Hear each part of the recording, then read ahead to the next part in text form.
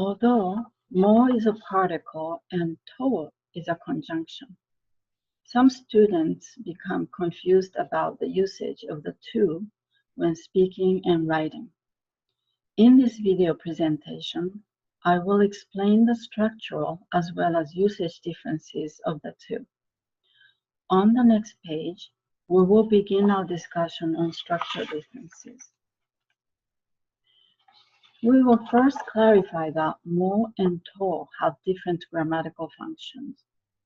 Mo is a particle, specifically an overriding particle, and to is a conjunction. For the general introduction of particles in Japanese, I recommend that you watch the video presentation entitled About Particles before watching the current one. In that presentation, you will learn the function of overriding particles. As for conjunctions, they join nouns, phrases, clauses, sentences, and even paragraphs. To is a conjunction that joins nouns or noun phrases, but it does not join predicates or sentences. On the next page, we will see a few example sentences with mo and to. This page explains how to use to when connecting nouns or noun phrases within a sentence. In sentence 1, to is used between the two topics, Kim-san and watashi, and the topic marker wa is used after them to mark that they are the topic of the sentence. In sentence 2, to connects the two objects of the sentence, ringo and banana, and the object marker o is used after them. Sentence 3 expresses that Tanaka-san went to two different places, China and South Korea, and the particle that indicates the destination, ni, is used after these two place names. In sentence 4, to connects the two noun phrases, kaku koto and yomu koto, which mean to write and to read, respectively. On the next page, we will focus our discussion on mo, and a few example sentences will be given. On this page, we will use the same set of examples that we used for the conjunction to, because using the same set of sentences will make it easier to see the structural differences. On the preceding page, we saw that an appropriate particle must be used after joining the two nouns or noun phrases with a conjunction to. This is because the particle marks its grammatical function, such as the topic or the object.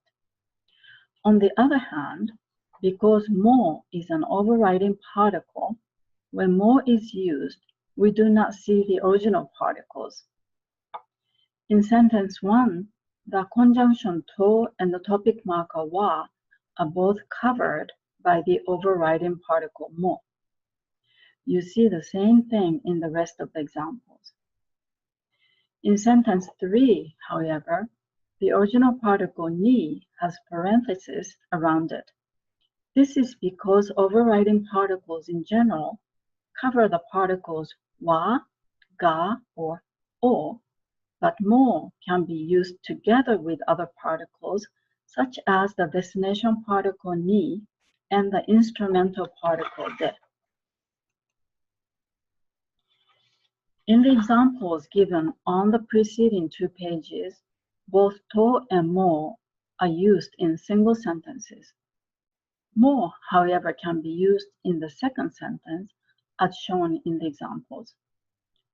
To must be used in a single sentence, however. On the next few pages, we will discuss when to use mo and to. The example here shows a simple conversation between A and B. A first asks what B did yesterday.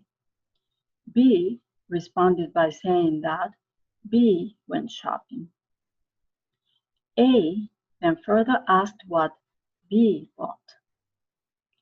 B responded by saying that B bought a small suitcase and a pair of comfortable-looking shoes. To is used because B bought more than one thing. The question A asked B was an open question, which means that A had no assumption or expectation about B's responses. B could have added any number of things B bought by using to between things that B bought, as shown in the last line. In the example conversation on this page, A first asks B, Yamada-san, if B is a freshman. B, Yamada-san, then responds to the question by saying that the assumption that A has made is indeed correct. That is, B is a freshman, as the sentence in B1 shows. A then further asked B if Sumi-san, the third person, is perhaps a sophomore. B responds by saying that Sumi-san is also a freshman just like B, which is communicated by the use of more, as shown in B3. In this sentence, even though B is not included in the topic position, the use of more indicates that B is included. It is possible to include B in the topic position, as shown in B4. So the main meaning difference between to and more is the following. In B3, more overrides the topic particle wa, but the speaker B does not include another topic, B, which is understood from the context of the conversation. Whenever more is used for a single noun, therefore, another noun is understood to be included, as shown in B4. The other noun can be explicitly mentioned as well if 3 or more nouns rather than just 2 are included in a position in a sentence. All of those nouns can be marked by more, meaning all nouns. Nouns joined by to do not imply this kind of inclusive meaning. I will summarize the discussion in this presentation from the viewpoints of structure and usage. To is a conjunction that joins nouns or noun phrases. A joined noun phrase must be marked by an appropriate particle that shows the proper grammatical function, such as topic or object. To is used when the speaker needs to mention more than one noun or noun phrase from among a number of possibilities. More is a particle, specifically an overriding particle. A noun and the following more together assume the existence of another noun. A sentence may contain only one noun with more, in which case the existence of another noun in the same position is implicitly assumed. On the other hand, all noun phrases with more may be explicitly mentioned in a sentence. This concludes the video presentation.